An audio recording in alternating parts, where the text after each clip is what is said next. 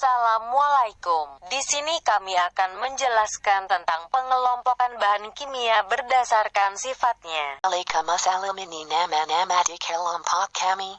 Mari kita pembukaan oleh Vini Putri Febrianti. Kami dari kelompok 5 Praktikum Teknik Laboratorium kelas 1C Program Studi Pendidikan Biologi Fakultas Keguruan dan Ilmu Pendidikan Universitas Sultan Agung Tirta. Assalamualaikum warahmatullahi wabarakatuh. Perkenalkan, nama saya Odita Mulana Putri dari kelas 1C jurusan Pendidikan Biologi, kelompok 5 Teknik Laboratorium, NIM 222420061. Di sini saya akan menjelaskan tentang bahan oksidator. Berikut adalah simbol dari pengoksidasi atau oksida zinc dengan nama oksidator dan lambang O. Arti dari simbol tersebut yaitu bahan kimia bersifat pengoksidasi, dapat menyebabkan kebakaran dengan menghasilkan panas saat kontak dengan bahan organik dan bahan produksi.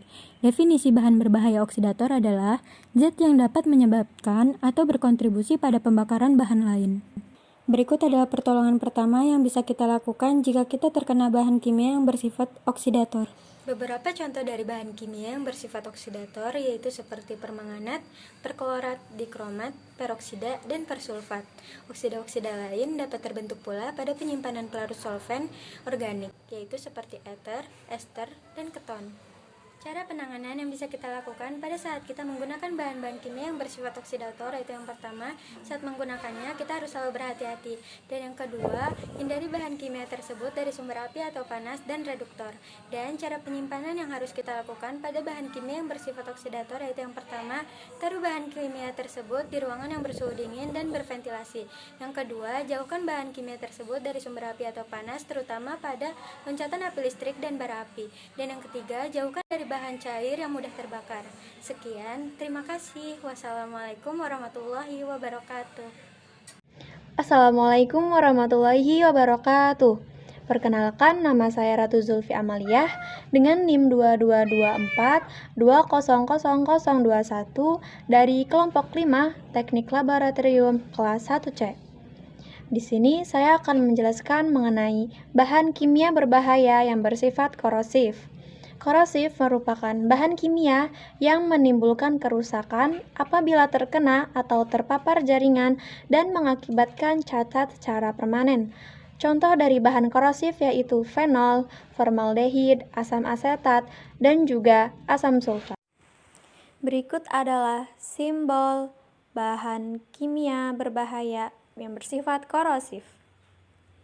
Nah, pada umumnya bahan korosif itu berupa cairan yang tidak terbakar, hanya menimbulkan panas dan dapat menyala jika terkena udara, uap air, dan bahan yang mudah terbakar. Cara penanganan apabila terkena atau terpapar bahan kimia yang bersifat korosif.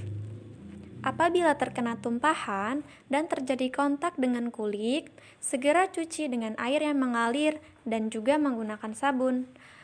Apabila terkena tumpahan dan percikan terhadap kontak dengan mata, maka segera aliri dengan air yang mengalir selama 30 menit. Assalamualaikum warahmatullahi wabarakatuh. Perkenalkan, nama saya Triana Yuni Lestari dari kelas 1C dengan NIM 222420090.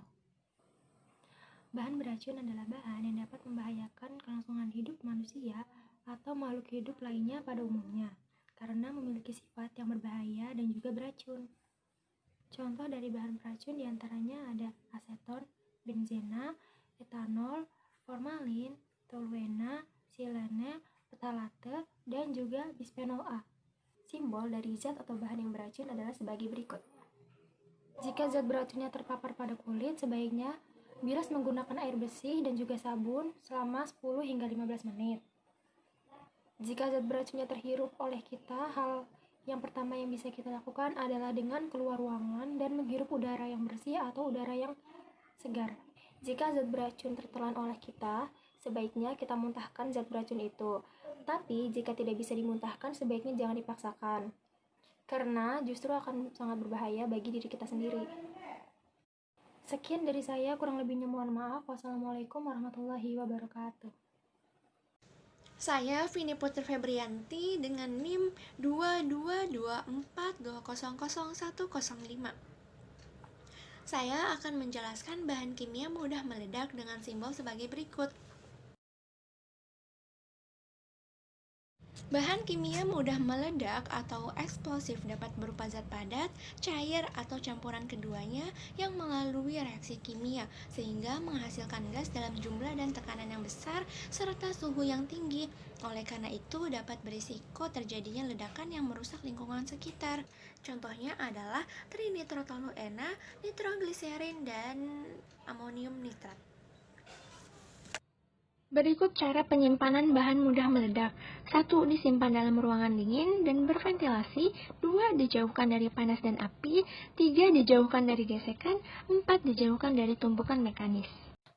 Hai, perkenalkan nama saya Magdalena Ninja 222-4-2078. Saya akan menjelaskan tentang bahan yang mudah terbakar. Mari kita simak. Mudah terbakar terbagi menjadi dua jenis. Yang pertama, bahan yang sangat mudah terbakar dan bahan yang mudah terbakar. Bahan ini memiliki titik nyala pada suhu 0 derajat Celcius. Berikut adalah contoh bahan yang mudah terbakar berdasarkan wujudnya. Berikut adalah salah satu contoh pengelompokan bahan kimia mudah terbakar. Berikut adalah cara penanganan bahan yang mudah terbakar.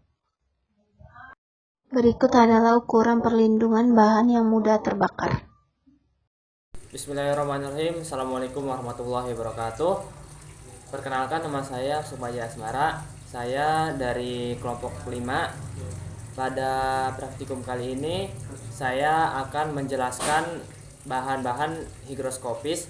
Jadi bahan higroskopis adalah bahan yang mampu menyerap molekul air dari lingkungannya baik melalui absorpsi ataupun adsorpsi. Nah, suatu zat disebut hidroskopis jika zat itu mampu menyerap molekul air dengan baik.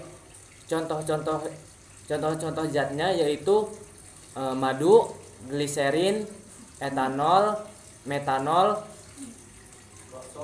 asam sulfat, dan natrium hidroksida. Nah, karena bahan-bahan higroskopis memiliki afinitas yang kuat terhadap kelembaban udara, biasanya bahan-bahan tersebut disimpan di wadah yang tertutup rapat. Sekian dari kami. Wassalamualaikum warahmatullahi wabarakatuh.